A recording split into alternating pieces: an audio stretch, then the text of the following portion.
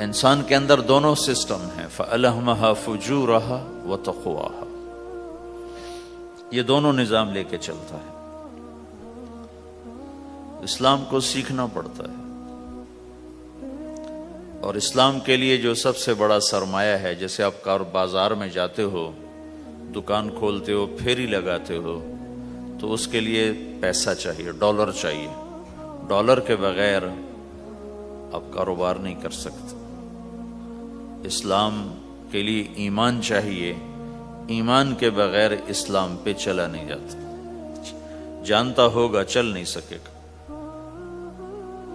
ایمان وہ طاقت ہے، وہ سرمایہ ہے، وہ کیپٹل ہے جس سے کوئی مرد عورت وہ دین پہ چل سکتا ہے۔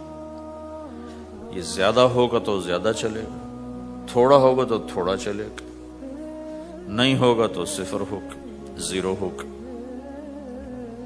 تبلیغ کا جو یہ کام اللہ تعالیٰ نے ہمیں دیا ہے، یہ ایمان کو سیکھنے کی اور اس کو آگے پہنچانے اور پھیلانے کی محنت ہے۔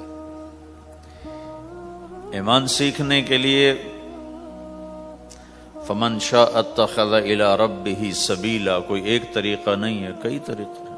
اللہ نے سبیل کے اوپر الف لام نہیں لگایا، الف لام ہٹا کر یہ بتایا ہے کہ اللہ تک پہنچنے کے راستے کئی ہیں، محنت کے، اور راستہ تو ایک ہے اسلام، اس پر آنے کی جو محنت ہے اس کے راستے مختلف ہیں۔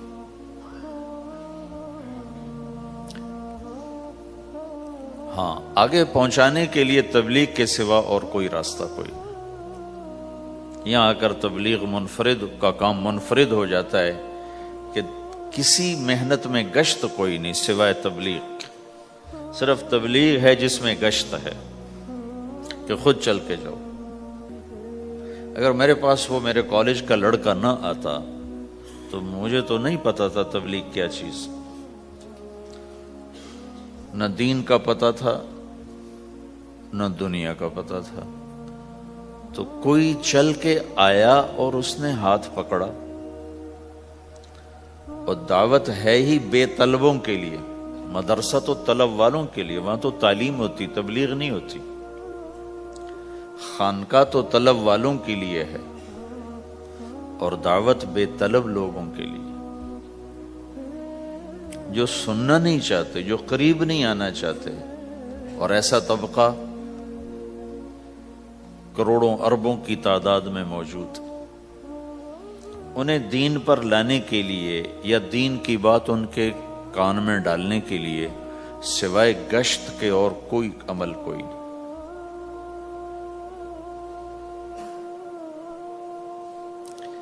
میں پشاور گیا تو جماعت میں انہوں نے کہا جی یہاں ایک وکیل صاحب ہیں، تبلیغ والوں کو بہت گالیاں دیتے ہیں،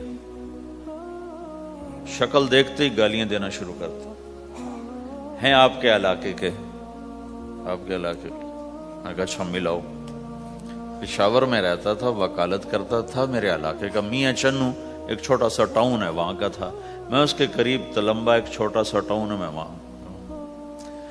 تو جب ہم ان کے دروازے پر گئے اور نوک کیا تو دروازہ کھلتے ہی انہوں نے وہی کام شروع کر دیا، دیکھتے ہی۔ اور کہا میں نے تمہیں کتنی دفعہ کہا ہے، وہ جو مقامی، کہ تبلیغ والوں کو میرے دروازے پر مت لایا کرو۔ تو اب بتاؤ، میں اگر یہ تبلیغ کے رگڑے نہ لگے ہوتے تو میں تو 2 تھپڑ اس کے منہ پہ مارتا، یا مفتی صاحب کی طرف فتویٰ سناتا، تو اسلام سے خارج ہو گیا ہے، توبہ کر۔ میں نے اس سے کہا بھائی میں تو تبلیغی بن کے آپ کے پاس نہیں آیا، میں تو اس لیے آیا ہوں کہ مجھے پتہ چلا کہ آپ میاں چنو کے ہیں اور میں تو لمبے کا ہوں، تو میں تو اس لیے آپ کو ملنے آیا ہوں۔ تو ایسے ہوا، اچھا آپ تو لمبے کے ہو؟ میں نے کہا تو لمبے کا ہوں۔ کہو اچھا اچھا اچھا، بڑی مہربانی، فرمائیے۔ میں نے کہا فرمائیے ایسے تو نہیں ہوگا، گھر بٹھاؤ پھر فرمائیے ہوگا۔ تو اس نے دروازہ کھولا، ہمیں بٹھایا، میں نے کوئی تبلیغ کی بات نہیں کی، چائے وائے پلائی۔ تو میرے والد صاحب اپنے علاقے کے مشہور آدمی تھے، تو جب میں نے اپنا تعارف کرایا تو وہ اور خوش ہو گیا، کہا تو آپ کے باپ کا الیکشن تو میں نے لڑا ہے، انہوں ان کے لیے ووٹ مانگنا۔ تو ایسا خوش ہو گیا اور کھل گیا اور چائے پلائی، بات چیت ہوتی رہی۔ تو اٹھتے ہوئے میں نے کہا فلاں مسجد میں ہماری جماعت آئی ہوئی ہے۔ میں نے کہا چلو آپ کو بتا دوں۔ مغرب کے بیان میں وہ آیا ہوا تھا۔ پھر جتنے دن میں وہاں رہا وہ آتا رہا، میں واپس چلا گیا۔ اس میں کئی سال گزر گئے۔ لاہور کیولری گراؤنڈ ایک مشہور جگہ، وہاں میرا بیان تھا۔ جو کرکٹر آئے ہوئے تھے، ان کو ہم نیا سعید انور، انضمام، مشتاق، ان کو ہم قریب کر رہے تھے، اس وقت نئے ان کو قریب کر رہے تھے۔ تو یہ لوگ آئے ہوئے تھے۔ تو بیان کے بعد ان کو لے کر ہم ایک کمرے میں بیٹھے۔ اس کمرے کی دیوار شیشے کی تھی، تو لوگ اندر آنے کی کوشش کر رہے تھے، تو ان پہرے والے ان کو روک رہے تھے۔ تو اس میں سے ایک آدمی منہ اوپر کر کے میری طرف سے اشارہ کرے، تو میں نے دیکھا تو ایک آدمی کی بڑی داڑھی، اور وہ مجھے ایسے اشارہ کر رہا ہے۔ میں نے نہیں پہچانا۔ تھوڑی دیر کے بعد میں نے غور سے دیکھا تو وہ وہی وکیل صاحب پشاور والے۔ تو میں نے کہا ان کو اندر بلاؤ، اندر بلاؤ۔ وہ اندر آئے تو میں اٹھ کے ملا، کہنے لگے یہ دیکھو، یہ تمہارا ایک گشت، میرا وقت بھی لگ چکا ہے، بدنوں کا چلہ لگا ہے یا 3 چلے لگے ہیں۔ تو جو دیکھو نا، آپ میں سے کئی لوگ پھیری لگاتے ہیں، جس کو گجرا پھیری لگاتا ہوں، پھیری۔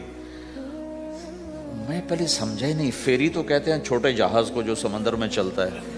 میں سمجھا یہ پھیری لگاتے ہیں، پھیری، اور وہ تو گجراتی میں پھیری کہتے ہیں پھیری کو۔ تو پہلے تو میں چکر کھاتا رہا کہ یہ کیا ہے پھیری، پھیری تو چھوٹے جہاز کو کہتے ہیں، چھوٹا بحری جہاز۔ تو پھر بعد میں کسی نے کہا کہ یہ چل پھر کے سودا بھیجا۔ اچھا، پھیری کو پھیری کہہ رہے ہیں۔ تم خدا کو خدا کر دیتے ہو، خدا کا شکر۔ ایک تو خدا لفظ ہی میں نے پہلے کہا تھا، بولنے کا نہیں ہے، ایک اس کو خدا کو خدا کر دیتے ہو، خدا کی قسم۔ تو تم پھیری لگاتے لگاتے گاہک بنا لیتے ہو، نہیں بناتے ہو؟ پھیری لگاتے لگاتے تم اپنے گاہک بنا لیتے ہو۔ یہی تبلیغ کا کام ہے کہ پھیری لگاؤ، لوگوں کے در کھٹکھٹاؤ، کوئی لے گا کوئی نہیں لے گا۔ جو آپ لوگ پھیری لگاتے ہو تو سارے آپ سے سودا لیتے ہیں؟ نہیں لیتے، کوئی لیتا ہے کوئی نہیں لیتا۔ لیکن آپ جاتے رہتے ہو، جاتے رہتے ہو، جاتے رہتے ہو، جاتے رہتے ہو، آہستہ آہستہ آپ اپنا اتنا کام کر لیتے ہو کہ آپ کی روٹی چل جاتی۔ تو سارے نبیوں نے پھیرا لگایا، کوئی نبی گھر نہیں بیٹھا کہ میرے پاس کوئی آئے گا تو اسے سکھاؤں گا۔ ہر نبی نے پھیرا لگایا۔ اور داؤد علیہ السلام نے ایک دفعہ یہ کیا، ایک بڑا عبادت خانہ بنایا اور اس کی دیواریں اونچی کر دی، اتنی اونچی کہ اندر کوئی جا نہ سکے۔ اور یہ طے کیا کہ ہفتے میں ایک دن میں کسی سے نہیں ملوں گا، صرف اللہ اللہ کروں گا، ہفتے میں ایک دن۔ تو وہ پہلا دن تھا، اندر سے تالا لگا دیا اور خود اندر بیٹھ گئے، اور پہلا دن ہے کہ میں آج کسی سے نہیں ملوں گا۔ تو میرے رب کو یہ بات پسند نہیں آئی کہ نبی کا کام کٹ کے بیٹھنا نہیں ہے، لوگوں میں جانا ہے۔ تو اللہ تعالیٰ نے انسانی شکل میں 2 فرشتے اندر اتار دیے۔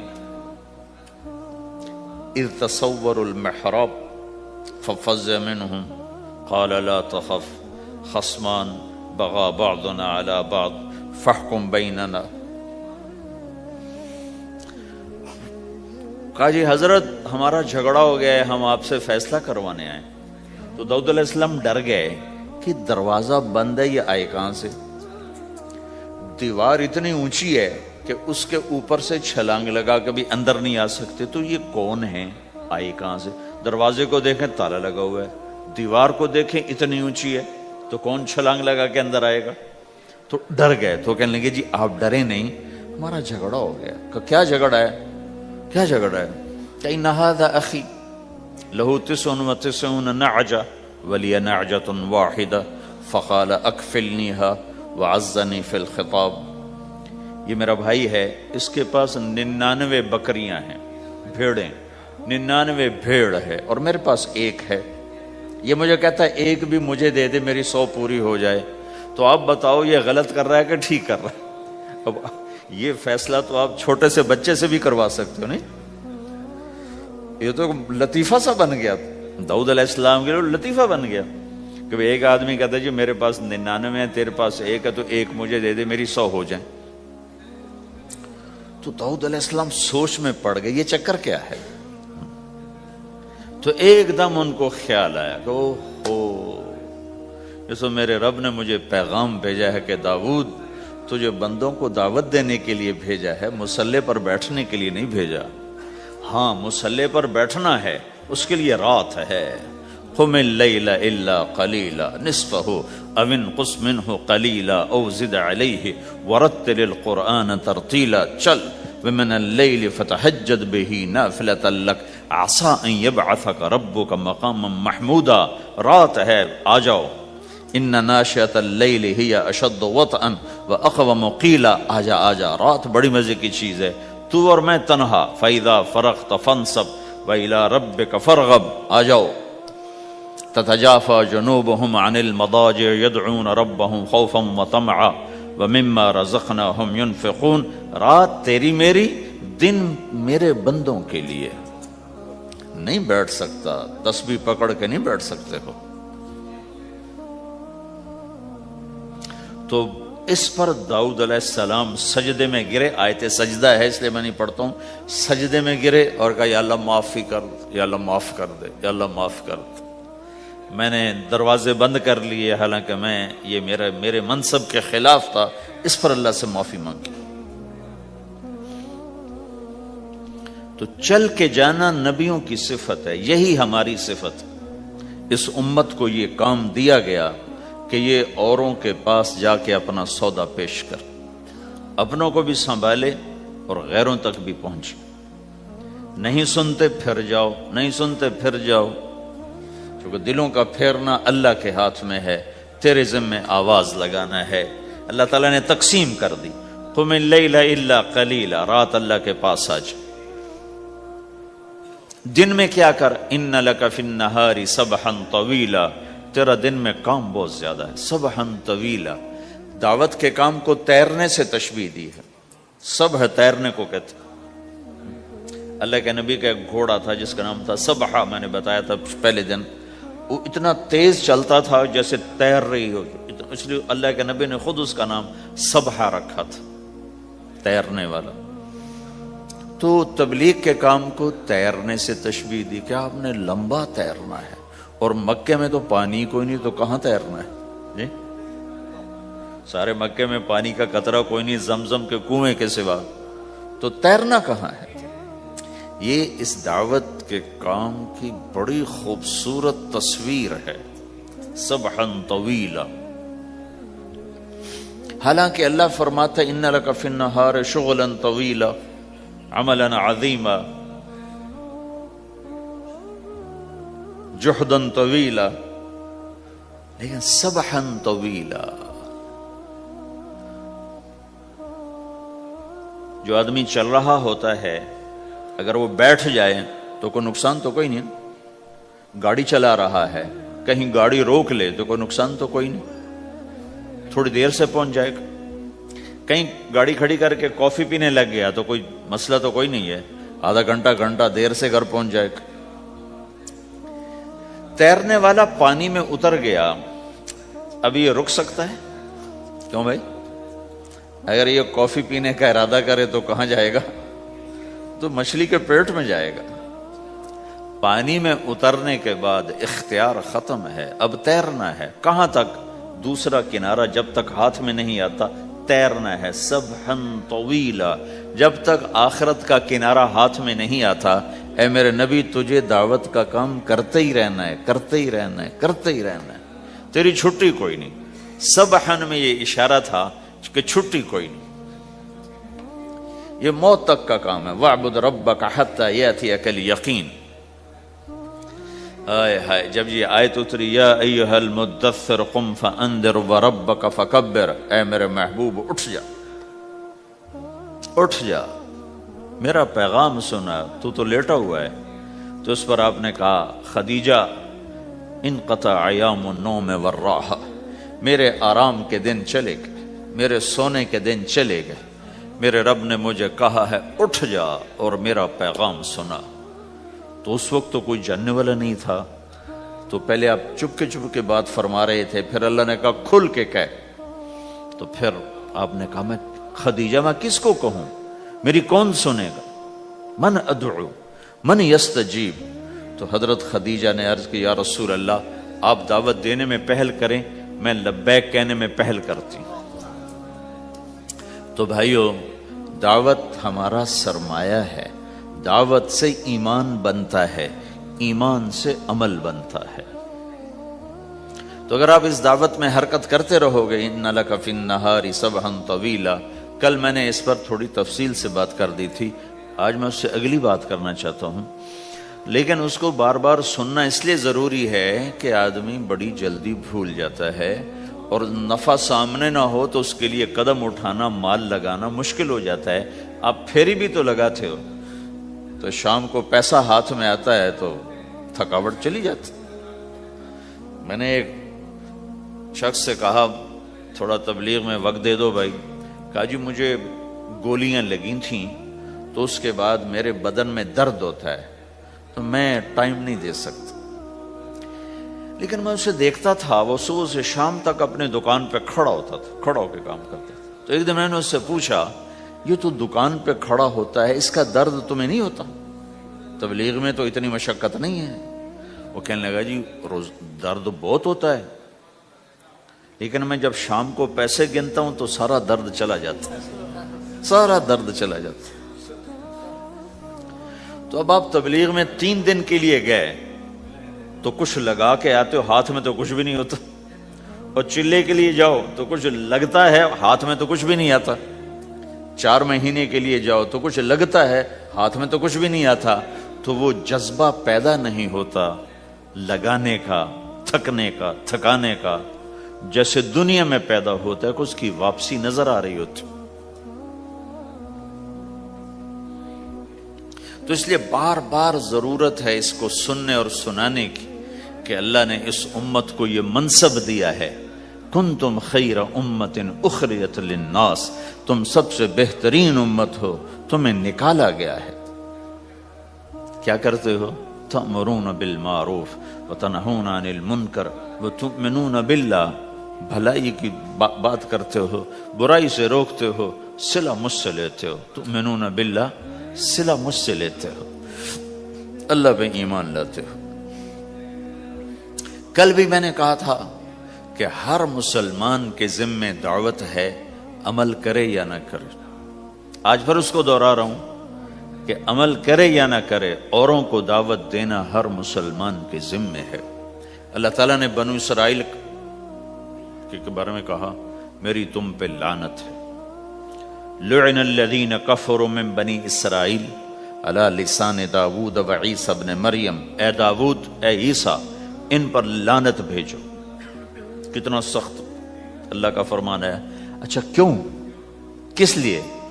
اللہ نے دو جرم بتائے، ذَلِكَ بِمَا عَصَوْا وَكَانُوا يَعْتَدُونَ، یہ بہت نافرمان ہو چکے ہیں، بہت نافرمان ہو چکے ہیں۔ ایک اس کی وجہ سے ان پر اللہ کی لعنت۔ دوسرا کیا ہے؟ کانو لا یتناہون عن منکر فعلوہ، جو گناہ خود کر رہے ہوتے ہیں اس سے اوروں کو نہیں روکتے۔ کانو لا یتناہون، نہیں روکتے تھے، عن منکر، اس گناہ سے، فعلوہ، جسے وہ خود کر رہے ہوتے تھے۔ تو اس سے پتہ چلا کہ اگر کوئی نافرمانی بھی کر رہا ہے تو کسی کو اگر دیکھتا ہے نافرمانی کرتے تو اسے سمجھانا اس کے ذمے ہے۔ یعنی اللہ تعالیٰ نے اللہ یوں کہہ رہا ہے کہ کم وقت خود تو برائی کر رہا تھا تو کسی کو روکتا تو صحیح، دونوں ہی کام نہیں کیے، نہ خود چھوڑا نہ کسی اور کو روکا۔ تو بھائیو حرکت کرتے رہنا، اس حرکت میں بڑی طاقت ہے. ساری کائنات حرکت میں، اگر رک جائے تو تباہی. زمین حرکت کر رہی ہے، سورج حرکت کر رہا ہے، چاند ستارے ہر شے حرکت میں. تمہاری زمین 66,000 کلومیٹر فی گھنٹہ کی رفتار سے روزانہ بھاگی جا رہی. کہیں پتہ چلا کہ پاناما میں دونوں سمندروں کے 66,000 کلومیٹر فی گھنٹہ کی رفتار سے دوڑا جا رہا ہے. تمہارا سورج 6 لاکھ میل 9 لاکھ کلومیٹر فی گھنٹہ کی رفتار سے دوڑتا جا رہا ہے. حرکت کے ساتھ زندگی ہے. حرکت ختم ہوگی، زندگی ختم ہو جائے گی. اب لوگوں نے حرکت کی، اپنے ملکوں کو چھوڑ کر آئے. اللہ نے آپ کو روزگار دے دیا، باعزت روزگار دے دیا. تو بھائیو اللہ کے دین کے لیے حرکت کرتے رہنا. عمل بھی آ جائے گا انشاءاللہ. ایک دن دیکھو گے زندگی بدلے گی. ہمارے بزرگ تھے، ساتھی فوت ہو گئے، تو ان کا بیٹا PIA میں کیپٹن تھا، جہاز اڑاتا تھا. تو انہوں نے کہا بیٹا نماز پڑھ لیا کر. کہا ابا فرصت نہیں ملتی، بہت کام ہوتے. کہا اچھا چلو نماز کے وقت ایک آدمی کو دعوت دے دیا کر. 5 نمازیں ہیں، 5 دفعہ دعوت دے دیا کر. وہ کہنے لگا میں دعوت دوں؟ خود تو میں پڑھتا نہیں، دوسرے کو کیسے دعوت دوں؟ کہا بیٹا ایک تو میری مان لے، نماز کا انکار کیا ہے تو یہ تو مان لے کہ چلو کسی کو کہہ دیا کر کہ بھائی نماز پڑھا کرو. کہا چلو یہ تو آسان ہے، میں کہہ دوں گا. تو اس نے اپنے ابا کی بات مان لی. ہر نماز پہ 1-2 کو کہہ دیتا بھائی نماز پڑھا کرو. اس کے والد فوج میں جرنیل تھے، یہ کیپٹن تھا. دونوں کی ملاقات نہیں ہوئی. 6 مہینے بعد باپ بیٹا کی ملاقات ہوئی تو دیکھا تو کپتان صاحب کی داڑھی بھی اور ماتھے پہ محراب بھی. انہوں نے کہا بیٹا یہ کیا ہوا؟ کہا آپ نے مجھے پھنسا دیا. وہ جب میں لوگوں کو کہتا رہا تو میرے اپنے اوپر اثر ہونا شروع ہو گیا کہ میں اپنے آپ کو ملامت کرنے لگا کہ اوروں کو تو کہہ رہا ہے، خود تو پڑھتا نہیں. کہا اس نے مجھے کھڑا کیا اور میں نماز پہ آیا. پھر ایک دن شیو کرنے لگا، شیشے میں کھڑا دیکھ رہا تھا تو میں نے کہا جب اللہ کو سجدہ کر رہا ہوں تو چہرے پہ نبی کی سنت بھی ہونی چاہیے. تو میں نے سیفٹی بھی پھینک دی، میں داڑھی بھی رکھ لی. تو تبلیغ کا کام کرتے رہنا. ہم فرشتے نہیں بن سکتے. ایک دفعہ ایک آدمی نے میرے اوپر بڑی چڑھائی کی، تم تبلیغ والے منافق ہو، کہتے کچھ ہو کرتے کچھ ہو، تمہارے قول اور فعل میں بہت فرق ہے بہت. جب ان کا غصہ اتر گیا تو میں نے ان سے کہا بھائی 100 نمبر تو اللہ نے بھی نہیں مانگے، آپ کیوں مانگتے ہو؟ اللہ نے کہا ہے فمن ثقلت موازینہ، جس کی نیکیاں بڑھ جائیں گی گناہ تھوڑے ہوں گے تو پاس کر دوں گی. تو 100 نمبر تو اللہ نے بھی نہیں کہا کہ ایک گناہ تیرے کھاتے میں نہیں ہونا چاہیے. 100/100 نمبر لے گا تو جنت دوں گا، نہیں تو ریپٹ مار کے جہنم میں ڈالوں گا. تو 100 نمبر تو اللہ بھی نہیں مانگتا. اسے پتا ہے میرا بندہ کمزور ہے، کبھی گناہ کرے گا کبھی نیکی کرے گا. تو وہ کہتا ہے جس کے پاس 51 نیکیاں ہوئیں اور 50 گناہ ہوئے تولوں گا تو 51 جھک جائیں گے نا، 50 معاف. مثال دے رہا ہوں میں. ہمارے علاقے میں ایک زمیندار تھے، وہ ذکر بھی بہت کرتے تھے، گالیاں بھی بہت دیتے. ادھر سبحان اللہ تیرے فلانے، الحمدللہ کے ساتھ ایک پھکڑ تولتے تھے. ساری زندگی وہ ایسا ہی کرتے رہے. جب وہ فوت ہو گئے تو کسی نے ان کو دیکھا تو انہوں نے پوچھا کہ میاں صاحب آپ کے ساتھ کیا ہوا؟ آپ تو گالیاں بہت دیتے تھے. خود انہوں نے پوچھ رہے آپ تو گالیاں بہت دیتے تھے تو آپ کے ساتھ کیا ہوا؟ کہ اللہ تعالیٰ نے میرے ذکر اور میری گالیوں کو تولا تو میرا ذکر بڑھ گیا تو میری بخشش ہو گئی. اللہ نے بھی کاؤنٹنگ رکھی ہے، پرفیکشن مانگی ہی نہیں. اگر اللہ پرفیکشن مانگتا تو پھر آپ کہتے تم کرتے کچھ ہو کہتے کچھ ہو. اگر میں کہتا صحیح ہوں تو ایک نیکی تو کر رہا ہوں، اور کرتا نہیں ہوں تو ایک گناہ کر رہا ہوں. کیا پتا میرا رب میرے کہنے کے طفیل میرے نہ کرنے کو معاف کر دے. بس ایک صورت میں ہے کام خطرناک کہ اگر میں اس کہنے سننے کو اپنی دنیا بنانے کا ذریعہ بنا لوں پھر خطرناک ہے. تأمرون الناس بالبر وتنسون انفسکم وانتم تتلون الکتاب، وہ یہ آیت. لیکن اگر میرے اندر اخلاص ہے تو پھر میں انسان ہوں، کبھی اچھا کروں گا کبھی برا کروں گا، لیکن میرے ذمہ صدا لگانا ہے. تو بھائیو اس تبلیغ کے کام کو کرتے رہنا. اس سے ایمان بنتا ہے، ایمان سے دین وجود میں آتا ہے. دین کے دو حصے ہیں، ایک عبادات ہے جس میں نماز سب سے اہم ہے. پھیری پہ ہو گھر پہ ہو نماز نہ چھوڑو. رمضان کے روزے ہیں، اللہ پھر رزق زیادہ دے دے، حج کرو، زکوٰۃ دو. لیکن عبادات بڑی محدود ہیں اور اس میں کثرت اللہ نے مطالبہ بھی نہیں کیا، بلکہ اللہ تعالیٰ نے اس میں اعتدال ہی کو پسند فرمایا ہے. اللہ تعالیٰ نے ہمارے نبی لمبی لمبی نمازیں پڑھتے تھے تو اللہ تعالیٰ نے روک دیا کہ ما انزلنا علیک القرآن لتشقی، میرے نبی میں نے تمہیں قرآن اس لیے نہیں دیا کہ تو لمبی لمبی نمازیں پڑھ کے تھکتا رہے، درمیان نہ چل. اللہ کے نبی نے تبلیغ میں زیادہ زور دکھایا تو اللہ نے اس پر بھی کہا فلا تذهب نفسك عليهم حسرات، اتنا غم نہ کیا کر کے تو خود ہی ہلاک ہو جائے، نہیں ایسا نہ کر. تو عبادات محدود ہیں اور اس میں اعتدال مطلوب ہے. سارا دن مصلی پہ بیٹھنا یہ اللہ نہیں دیکھنا چاہتا. اللہ یہ دیکھنا چاہتا ہے کہ تو باہر جاتا کہ میں دیکھوں کہ اب تو کیا کرتا ہے.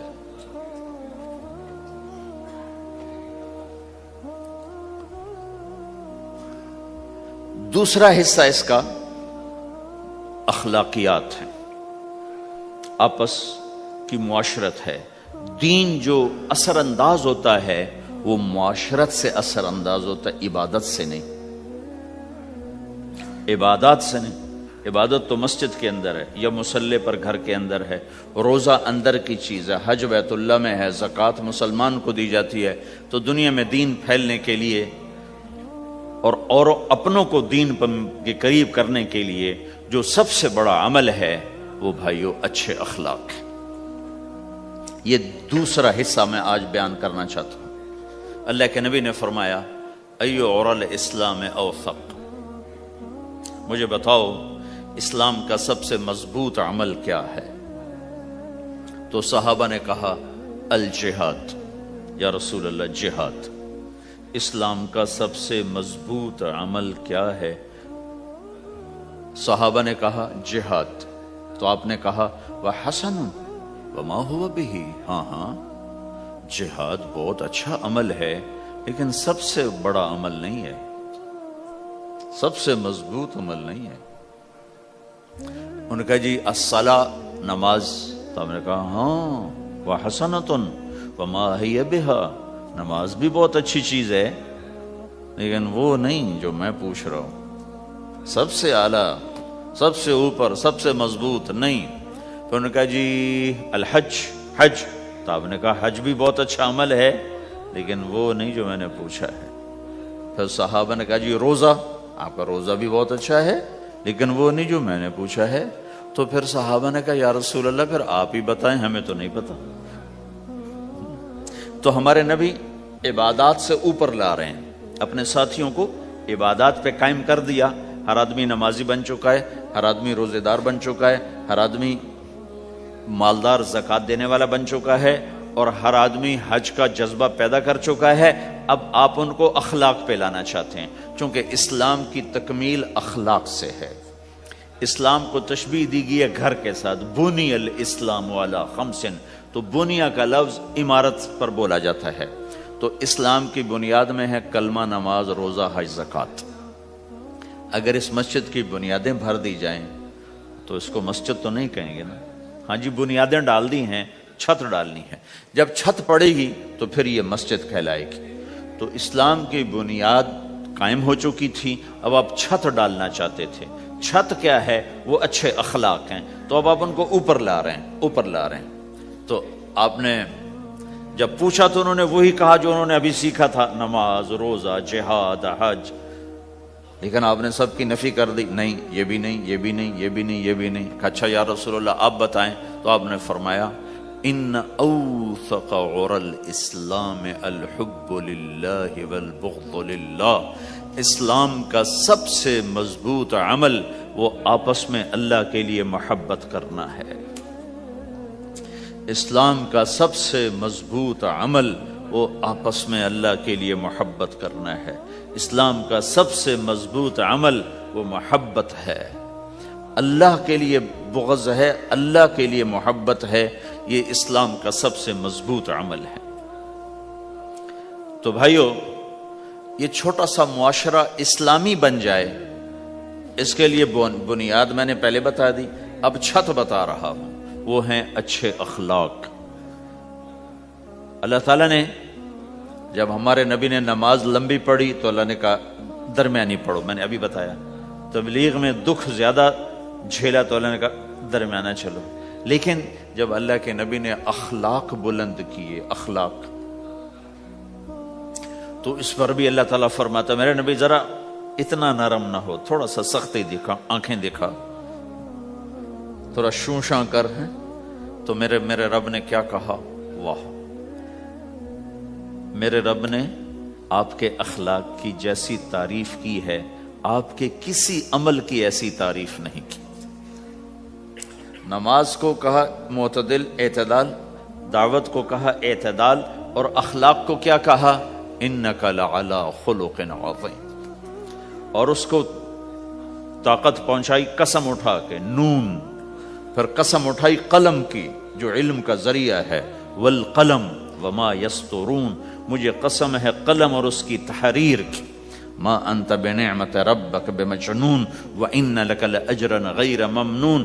ان دو آیتوں کو چھوڑ کر اگلی جو آیت آ رہی، وانک لعلی خلق عظیم، اے میرے محبوب میں قسم اٹھاتا ہوں قلم اور اس کی تحریر کی، تیرے اخلاق بڑے عالی شان ہیں۔ یہ نہیں کہا تیرے اخلاق بڑے عالی ہیں، انک لعلی، علا، علا کا یہاں بہت عظیم الشان کردار ہے۔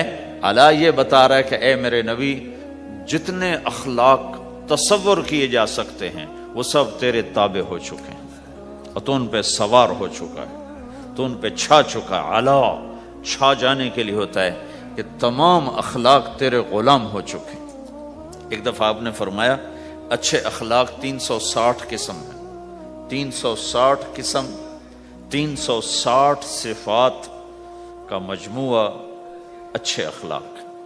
کوئی ایک صفت کسی کو مل گئی تو جنت میں چلا جائے گا۔ تو ابو بکر رضی اللہ عنہ سامنے بیٹھے تھے، کہنے کہ یا رسول اللہ افی منہا شیء، ان 360 میں کوئی میرے اندر بھی کچھ ہے؟ تو آپ نے کہا تیرے اندر سارے کا سارا، کوئی کمی کوئی نہیں، پورے۔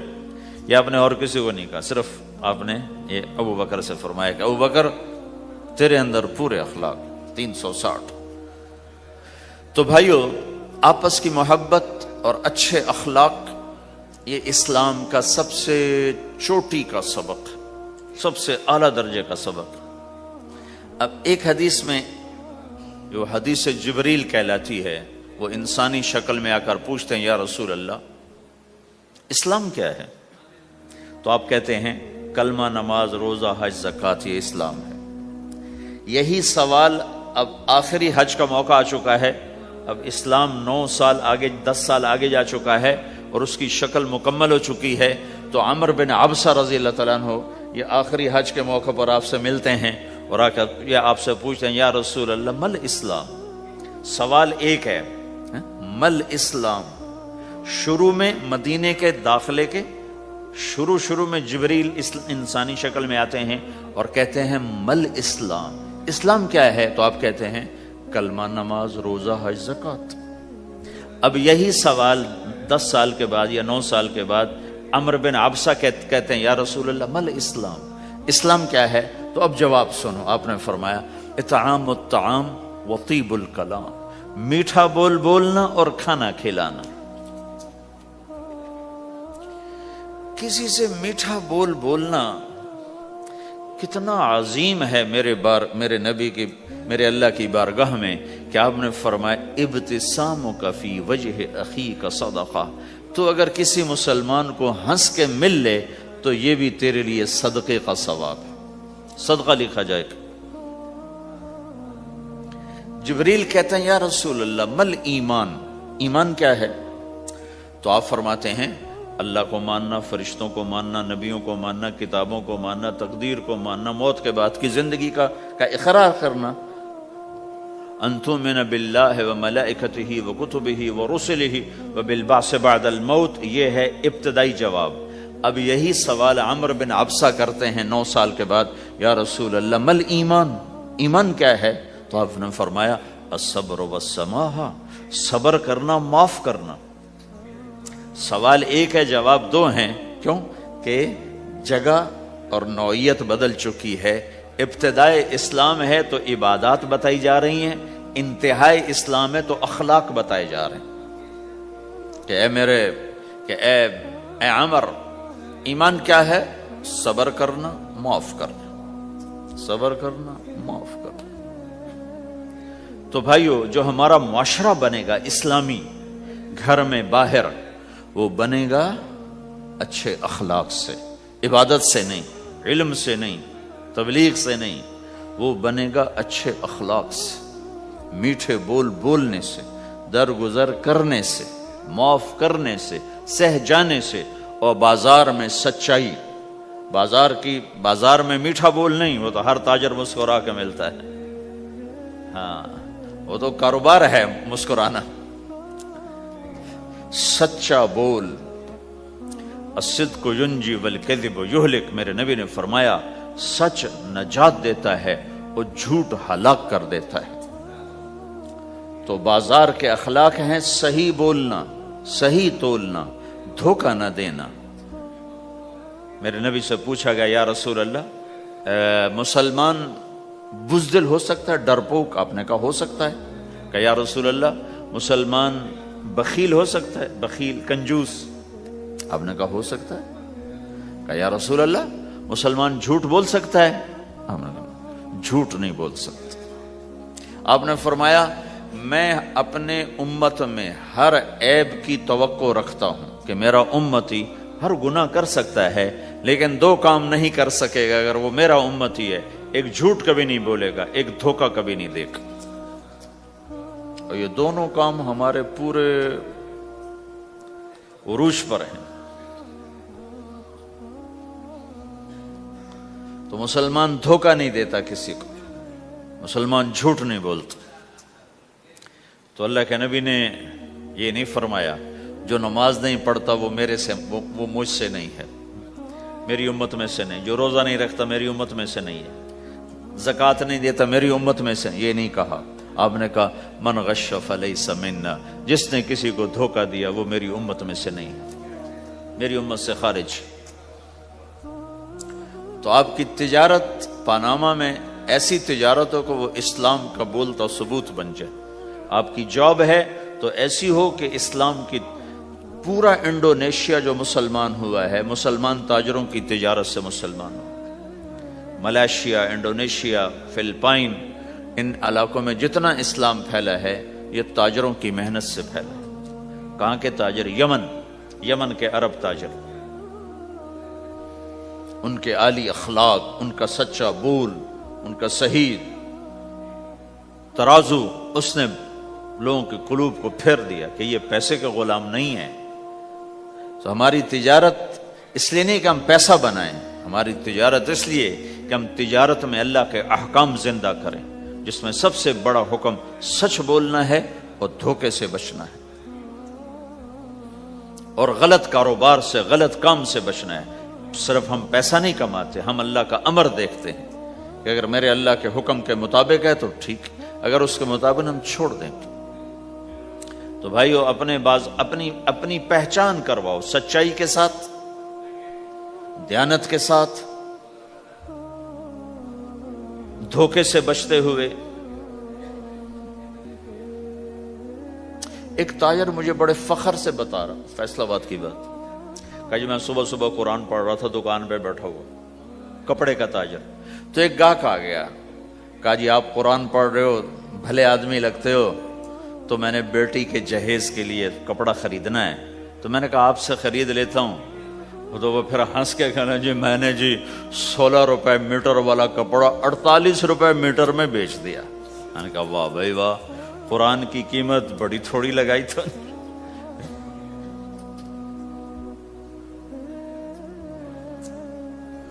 ہائے ہائے ہائے ہائے، اس کو شرم بھی نہیں آ رہی اس بات پر، احساس ہی کوئی نہیں کہ اس نے قرآن پڑھتے دیکھ کر اعتماد کیا، اور اس نے قرآن سے ہی اس کو دھوکہ دیا کہ پورے بازار میں 16 روپے گز ہے وہ کپڑا، وہ 48 روپے اس کو بیچ رہا ہے۔ اگر اپنے نبی کی بات سنو، آپ نے کہا سچا تاجر قیامت کے دن نبیوں کے ساتھ کھڑا کیا جائے گا۔ کیوں؟ کہ ہر موقع پہ جھوٹ بولا جا سکتا ہے، پروفٹ کمایا جا سکتا ہے، دھوکہ دیا جا سکتا ہے، فراڈ کیا جا سکتا ہے، اور اس سے بچتا ہے بچتا ہے بچتا ہے بچتا ہے، نہ اپنوں کو دھوکہ دیتا ہے نہ غیروں کو دھوکہ دیتا ہے۔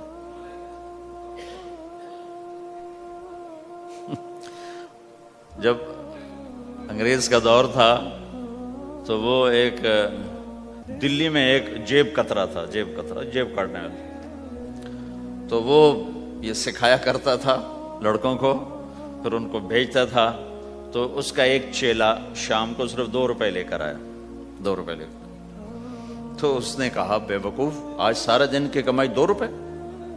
کہا استاد آج بہت بڑا مال مارا تھا، لیکن میں نے دیکھا تو وہ ایک گورا تھا، انگریز تھا، تو مجھے خیال آیا اگر قیامت کے دن عیسیٰ علیہ السلام نے میرے نبی کو گلہ دے دیا کہ تیرے امتی نے میرے امتی کی جیب کاٹی تھی، تو میں اپنے نبی کو کیا جواب دوں گا؟ تو میں نے جا کر اس کو واپس کر دیا، ابھی اپنے کے کھسکا کے لایا ہوں 2 روپے۔ تو پچھلے زمانے کے تو چور بھی ایسے خوددار ہوتے تھے، اب تو نمازی ایسے غیرت کہاں پھینک کے آ گئے ہیں، ماتھے پہ محراب ہوتا ہے اور دھوکے میں سب سے اول ہوتا ہے۔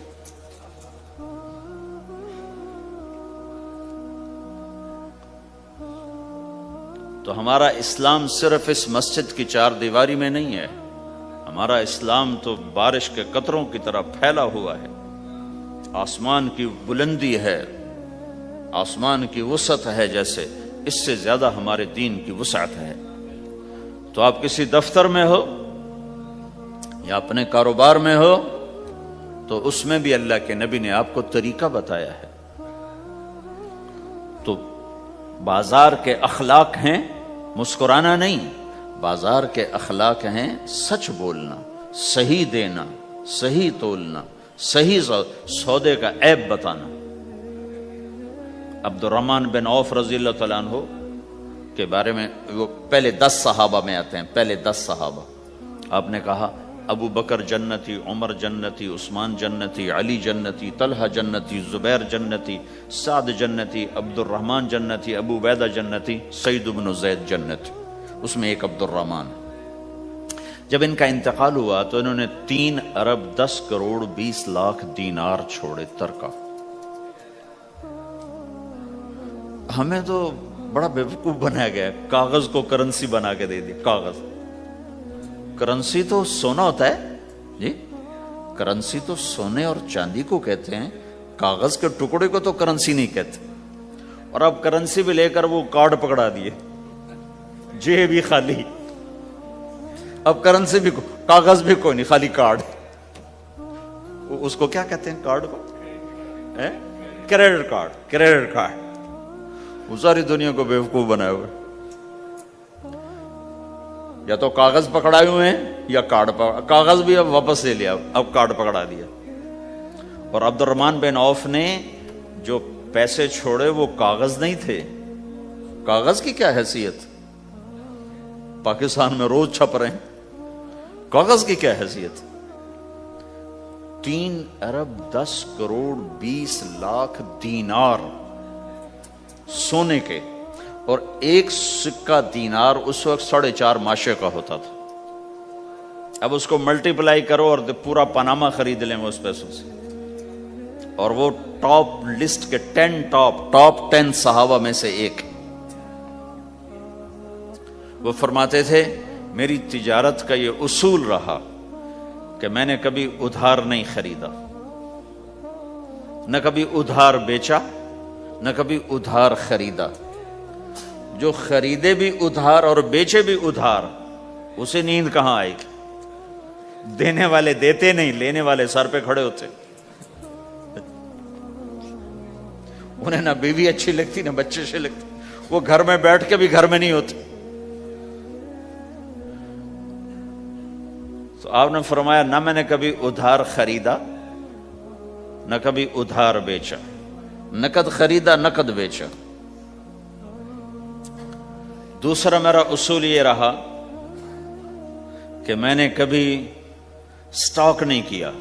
جب مجھے پروفٹ ملا میں نے فوراً بیچ دیا. انتظار نہیں کیا ایک ہفتے بعد بیچوں گا ریٹ بڑھ جائے گا. جس دن مجھے پروفٹ ملا، ایک پیسہ بھی ملا تو میں نے فوراً بیچ دیا. تیسرا اصول یہ تھا کہ میرے سودے میں کوئی کمی یا عیب ہوتا تو میں اسے چھپاتا نہیں تھا، ظاہر کرتا تھا اس میں یہ کمی ہے، بھائی لینا تو لے لو، نہیں لینا تو چھوڑ دو. تو ہماری تو تجارت بھی جنت کا راستہ ہے. مدینے کے لوگ ذمہ دارا کرتے تھے، مکہ کے لوگ تجارت کرتے تھے. ان کی زراعت اور تجارت دین کے پھیلنے کا ذریعہ بن گئے. عبد الرحمن بن عوف رضی اللہ عنہ کا مال اللہ کے دین کے کام آیا. عثمان رضی اللہ عنہ کا مال اللہ کے دین کے کام آیا. جنگ تبوک میں 10,000 آدمیوں کا سامان حضرت عثمان اکیلے نے دیا. 30,000 کا لشکر تھا تو 1/3 10,000 کا سارا سامان عثمان رضی اللہ عنہ نے اپنے گھر سے دیا. اور وہ پیسے دینار لا کے پیش کیے نا تو اللہ کے نبی وہ دینار لے کر یوں کر رہے تھے، ایسے ایسے وہ کر رہے تھے ما علی عثمان اللہ یعمل بعد عثمان، آج کے بعد تو کچھ نہ کر، جنت واجب ہو گئی تیرے.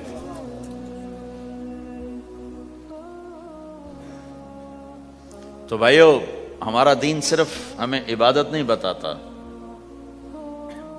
بازار کی زندگی بتاتا ہے کہ مسلمان بازار میں کیسے ہوتا ہے.